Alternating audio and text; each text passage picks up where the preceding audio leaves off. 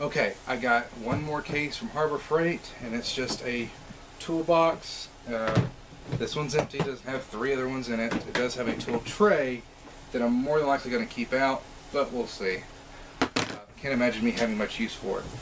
But let me show you what this toolbox is for. So here it is. It's our little 400 watt fog machine. This little thing fills a lot of big rooms, especially if you just need a little haze. And I've got a timer remote that goes with it, so I just kind of dial it in at the beginning when I'm initially setting up my equipment, and kind of get the right duration of smoke output and then the intervals that it goes in, and it'll just keep that nice haze back there. Now, a lot of DJs and AV guys will tell you that you need to use haze machines over fog machines when you're just trying to create an atmosphere. Yes, I have to agree. I do prefer haze machines over fog machines. However, haze machines are very expensive. You're looking at least over $200, if not more, for even some of the cheapest ones or smaller ones.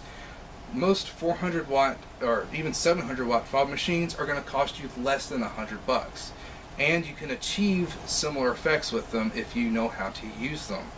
One of the really cool things I like doing with this guy, when I just need to create that atmosphere, I have a timer remote that I can set the duration of the blast of smoke and the intervals that it will do it in. And all I have to do is set it and just dial it in to just right, and then let it run all night. And then with this guy, a lot of times what I like to do is I'll put it kind of off to the side of the stage, and then just right, so that way when it shoots the smoke out and then starts to rise up, it's right behind the DJ. So it creates this really cool effect, especially if you have the lights in front of you, or even if you have the lights behind the DJ. It looks really great, and it just adds that coolness effect, and at the same time you're still filling your room with atmosphere without blasting out the audience with a whole huge puff of smoke. Now again, I want to talk about getting that great deal, or finding that great find at thrift stores and such. I got this little guy at a thrift store. It was on sale for $8. It was practically brand new when I got it, and it was just missing the mounting bracket to mount it up on a truss, which I will never do. And so it was on sale for $8, but not only that, it happened to be on a 50% off sale day for that colored sticker or whatever the deal was. So I got it for $4, a practically brand new 400 watt fog machine for $4. And that was years ago, and I'm still using it. It still goes strong. As long as I maintain it correctly and keep it clean so it doesn't get clogged and everything, and store it properly, it keeps on running, and it still continues to run, and I still continue to use it at venues and mobile DJ gigs. Alright, let's see if this guy will fit in here. So this is interesting. This fog machine was a lot smaller than I anticipated when I was getting the toolbox at Harbor Freight. Now, just to let you know, this big toolbox was about $15, I believe, and I might have to take it back and get the smaller, cheaper one for mine.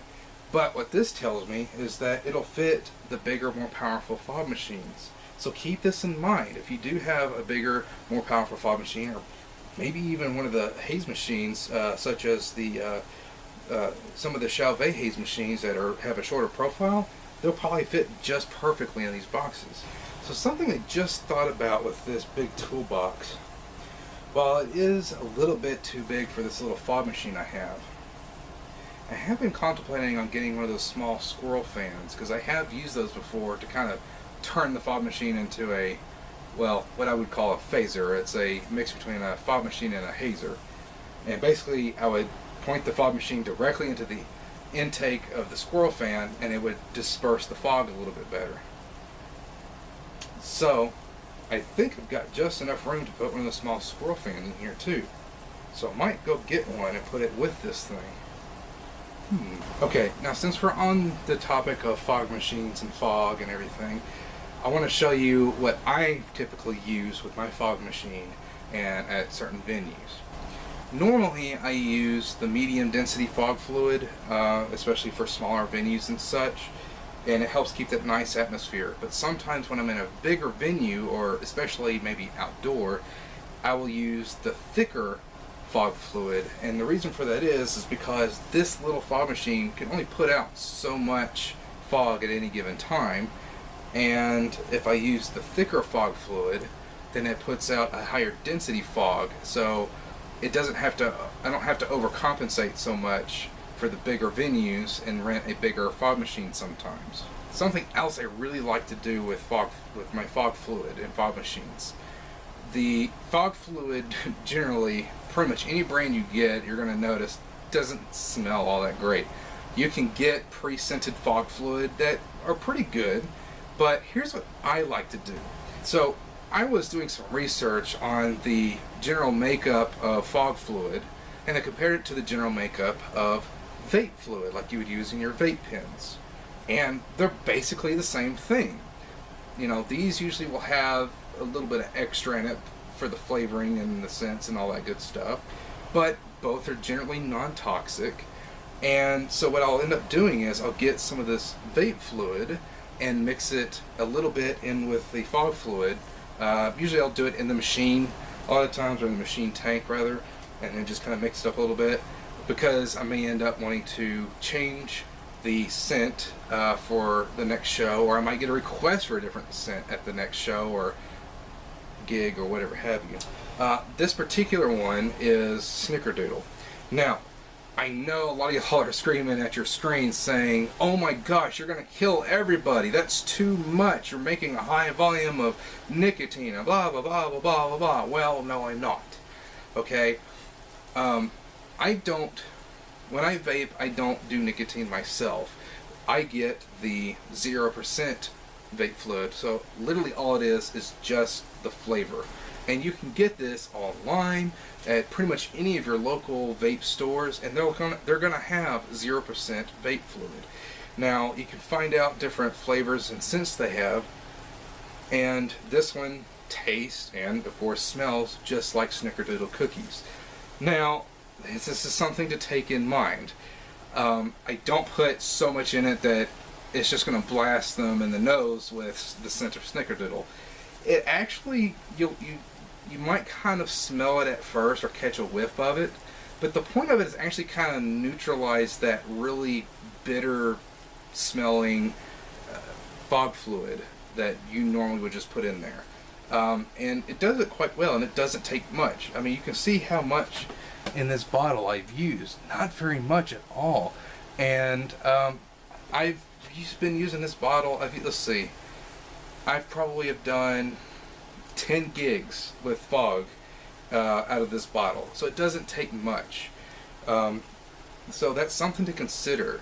They do have fog scents as well that are made more specifically for fog fluid that you can mix in with it, but it's basically the same thing.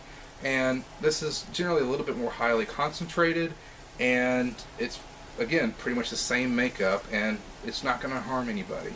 And I know there are some of you that are saying, but there are some people that are allergic to the vape pen vapors, and that is true.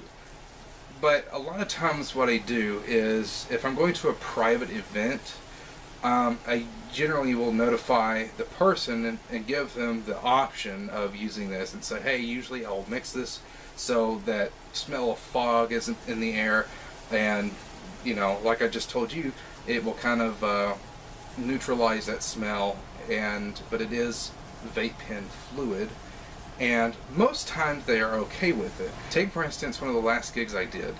I actually got online and into the group chat for this event and said, okay, I'm going to be using this fog machine, and I'm going to mix a little bit of the vape pen vape fluid stuff to help alleviate the smell of it, and it's going to actually smell really sweet. I think a lot of you are going to like it. I said, but is anybody allergic to this stuff that's going to be attending? And one guy said, well, I am actually allergic to coconut oil, which they sometimes will use in it. And I said, oh, that's a good thing to know. So I did some research, didn't find the ingredients on here, so I contacted the manufacturer directly. I said, look, I'm going to be using this stuff in this situation, and the guy is allergic to coconut oil. I need to know, is any of your products containing coconut oil? And he said, no, we never use coconut oil in our vape fluids. We use only, I believe he said, some kind of vegetable oil or of some kind. And I said, great, that's awesome, thank you. and so we didn't have that problem. So it is a good thing to find out if somebody's going to be allergic to it at private events. But the other times that I will use this at public events is where people are already going to be vaping in there anyways, or smoking, whatever have you. And so that's already kind of, neutralizes that situation, because if people are going to be vaping in there to begin with, then this is not going to be any different. See you next time.